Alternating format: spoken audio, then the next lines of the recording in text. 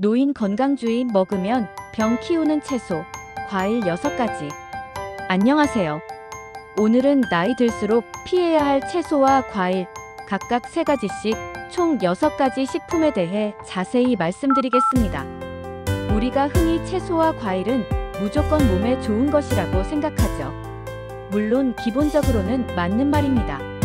하지만 노년기에는 몸에 생리적인 변화가 일어나기 때문에 같은 음식을 먹어도 젊었을 때와는 전혀 다른 반응이 나타날 수 있습니다. 예를 들어 위장이 약해지고 신장 기능이 떨어지고 혈압이 올라가거나 당뇨병, 심장병 같은 만성 질환이 하나둘 생기기 시작하면서 이전엔 아무렇지 않게 먹던 채소나 과일이 오히려 질환을 악화시키는 원인이 되기도 합니다. 특히 약을 복용하고 계신 분들은 음식과 약의 상호작용 문제까지 고려해야 하죠. 그래서 오늘은 일반적으로 건강하다고 알려진 채소와 과일 중에서도 노인분들이 조심해서 섭취해야 할 식품들, 왜 주의가 필요한지 의학적인 근거까지 함께 설명드리겠습니다. 그럼 먼저 채소부터 시작해 보겠습니다. 첫 번째, 김치입니다. 많은 분들이 김치는 발효식품이니까 몸에 좋다고 생각하시는데요. 부분적으로는 맞습니다. 김치에는 유산균도 많고 섬유질도 풍부하죠. 그런데 문제는 바로 나트륨, 즉 염분입니다.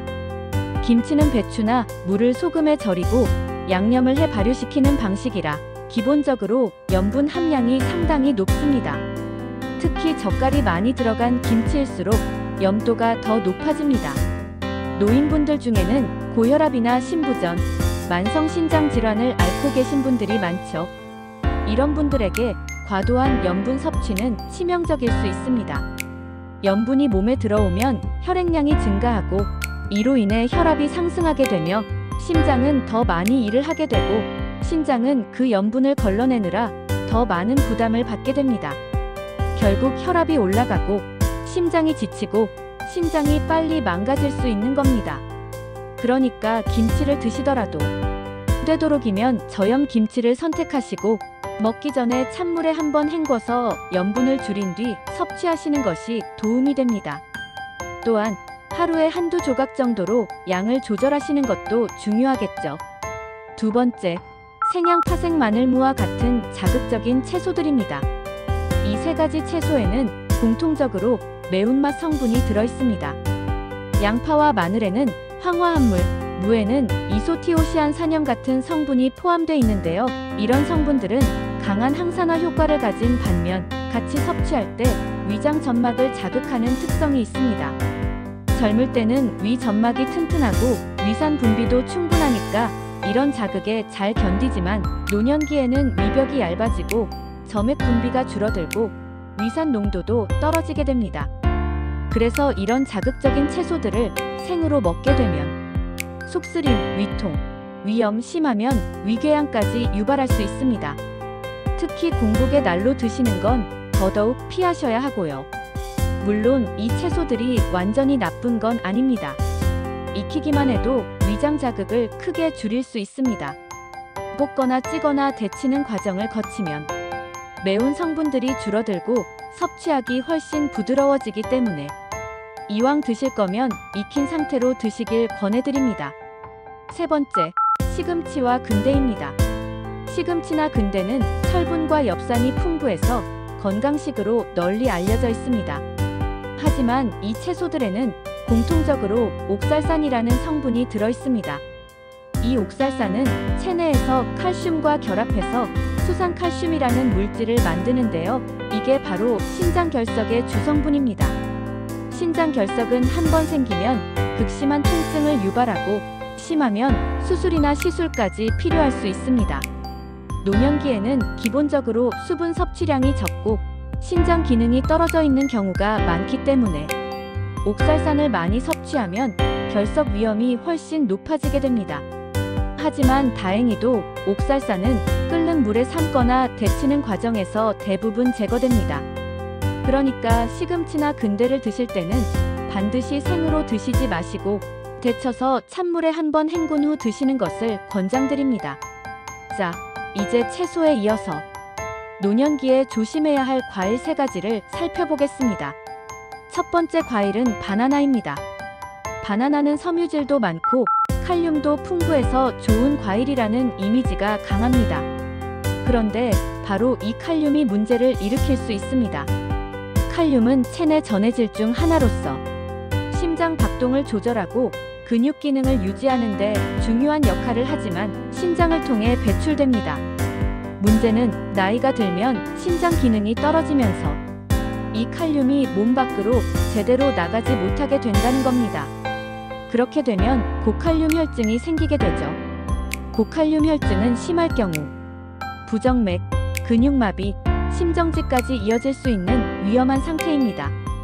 특히 신장 질환이 있거나 이뇨제나 ACE 억제제 같은 고혈압 약을 드시는 분들은 칼륨 수치가 급격히 올라갈 수 있기 때문에 바나나는 주의가 필요합니다.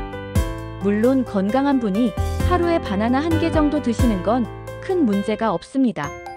다만 매일 드시거나 하루 2개, 3개씩 드시는 건 피하시는 게 좋습니다. 신장 기능에 이상이 있거나 칼륨 수치가 높다는 진단을 받은 분들은 반드시 의사와 상담 후 섭취 여부를 결정하셔야 합니다. 두 번째는 말린 과일입니다. 말린 대추, 건포도, 말린 망고, 말린 파인애플 등 이런 건과일은 달고 부드러워서 노인분들 간식으로 인기가 많습니다. 하지만 주의할 점이 2가지 있습니다. 하나는 당분 함량이 높다는 것, 다른 하나는 치아 건강에 해롭다는 겁니다. 생과일은 수분이 많기 때문에 당 함량이 비교적 낮지만 말린 과일은 수분이 빠진 대신 당과 칼로리가 농축되어 있습니다. 예를 들어 포도 1송이를 말리면 건포도 1줌이 되는데 이 1줌에는 포도 여러 송이에 해당하는 당분이 들어있는 셈입니다.